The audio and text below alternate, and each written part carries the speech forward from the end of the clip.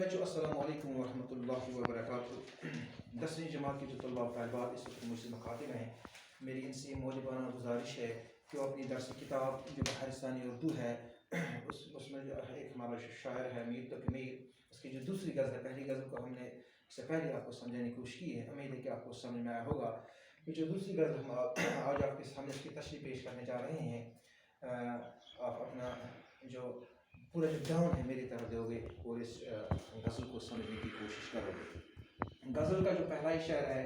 हंगामा गरम कुन जो दिल नासबूर था, पैदा हर एक नाले से शोरी नशूर था। यहाँ पर शायर अपने महबूब की तरफ इशारा करते फरमाते हैं कि आप इसकी तशरीह किस तरीके से करेंगे कि ये शेर मीर तक मीर की गज़ल से लिया गया है। शायर इस शेर में फरमाते हैं कि ऐ मेरे महबूब, आपकी जुदाई में मेरा दिल नासबूर हो गया है, यानी मेरे दिल का जो सब्र का जो पैमाना है वो उसको लबरेज हो गया है, मुझ पे अब जुदाई बर्दाश्त करने की सकत मौजूद नहीं है और मेरा दिल हंगामा करने पे मजबूर हो गया है और ऐसी फरियादें करता है, ऐसे आहुजारी करता है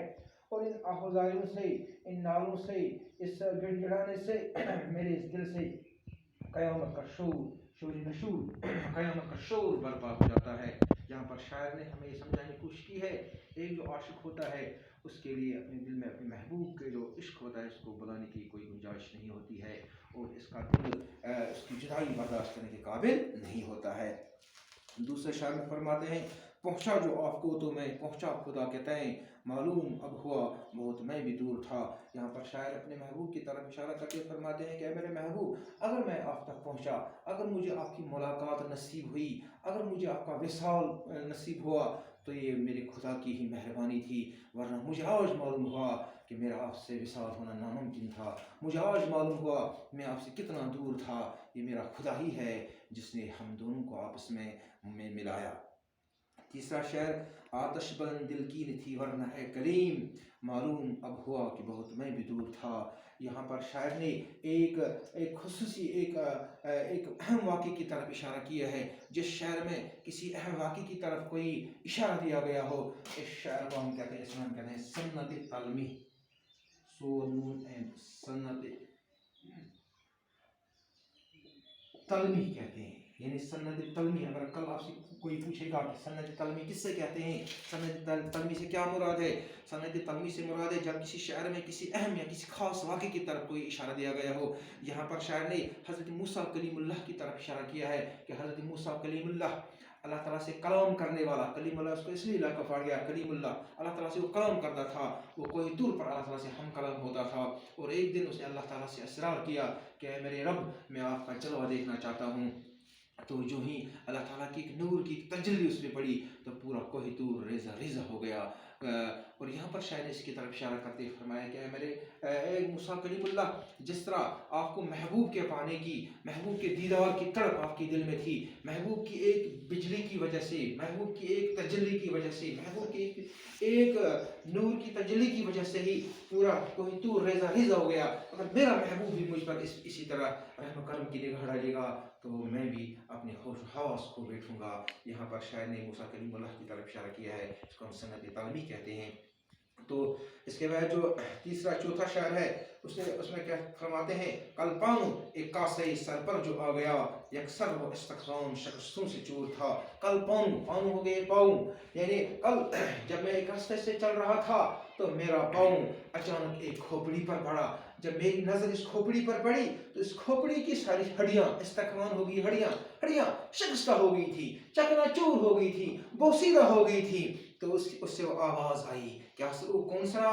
कौन सी आवाज़ आई, कहने लगा कि देख कर चल रहा बेखबर, मैं भी कबू किसी का सर पर गुरूर था। यहाँ पे उससे उस खोपड़ी से एक आवाज़ आई कि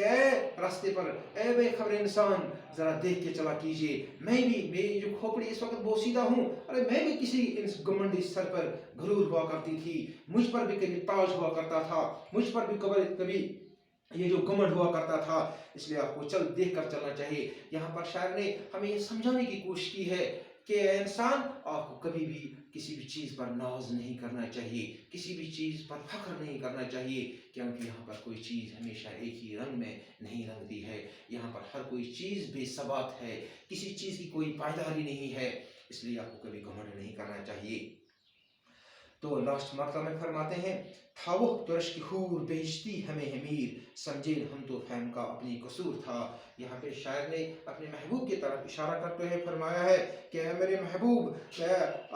میرا محبوب اتنا حسین ہے، اتنا خوبصورت ہے کہ میرے محبوب کی طرف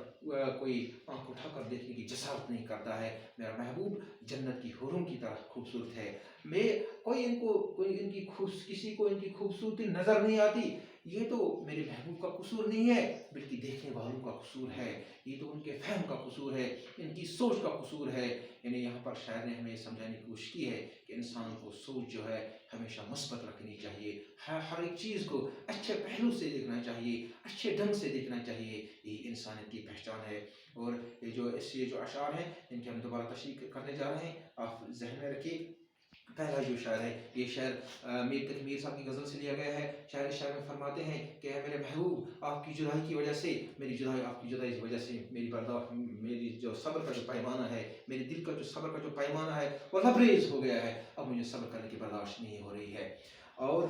میرے اس دل سے ایسے نعرے برپا ہو جاتے ہیں، ایسا شور برپا ہو جاتا ہے، میرے دل میں ایک ایسا ہنگامہ پیدا ہو جاتا ہے جس کی وجہ سے فہم کا شور برپا ہو جاتا ہے۔ دوسرے شعر میں فرماتے ہیں کہ میرے محبوب، اگر میں آپ تک پہنچا تو میں خدا کے واسطے آپ تک پہنچا، مجھے آج معلوم ہوا کہ میں آپ سے کتنا دور تھا، میری آپ سے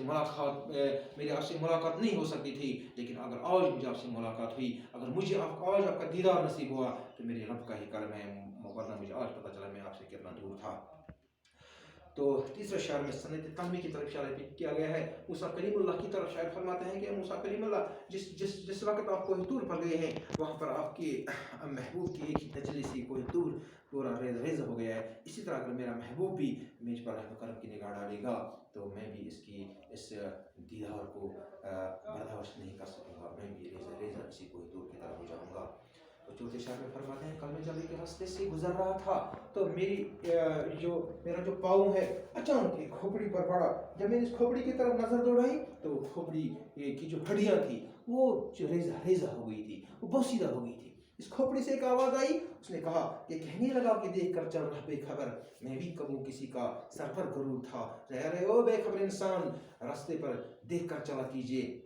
میں بھی آج جو اس وقت مجھے آپ ٹھوکریں لگاتے ہو، میں ایسے ہی نہیں تھا، میں بھی کبھی کسی کے سر پر غرور کا تاج ہوا کرتا تھا، گھمنڈ ہوتا تھا۔ یہاں پر شاعر نے یہ سمجھانے کی کوشش کی ہے کہ انسان کو کبھی گھمنڈ نہیں کرنا چاہیے، کبھی بھی ناز نہیں کرنا چاہیے، کیونکہ یہاں پر ہر ایک چیز ایک ہی رنگ میں نہیں رنگتا ہے۔ تو لاسٹ میں فرماتے ہیں کہ میرا محبوب، مجھے اپنے محبوب پر عشق ہے، کیونکہ میرا محبوب جنت کی حوروں جیسا خوبصورت ہے، لیکن کسی کو وہ نظر نہ آئے، کسی کو ان کی خوبصورتی نہ پائے تو ان کا فہم کا قصور ہے، دیکھنے والوں کا قصور ہے۔ مجھے امید ہے کہ آپ کو یہ پوری غزل سمجھ میں آئی ہوگی۔ اگر کوئی بھی لڑکا اس کو سمجھنے سے قاصر رہے تو مجھے میسیج کر سکتا ہے، تو میں اس کو اچھی طریقے سے سمجھا سکوں گا۔ ہم آپ کی خدمت کے لیے یہاں پہ بیٹھے ہیں، صرف آپ کے اس میسیج کا ہمیں انتظار رہے گا۔ اور اگر کسی کو کوئی بھی اشعار سمجھ میں نہ آیا، کوئی بھی شعر سمجھ میں نہ آیا ہو تو مجھے مہربانی کرے میسیج کریں، میں اس کو دوبارہ سمجھ سکوں۔ باقی بس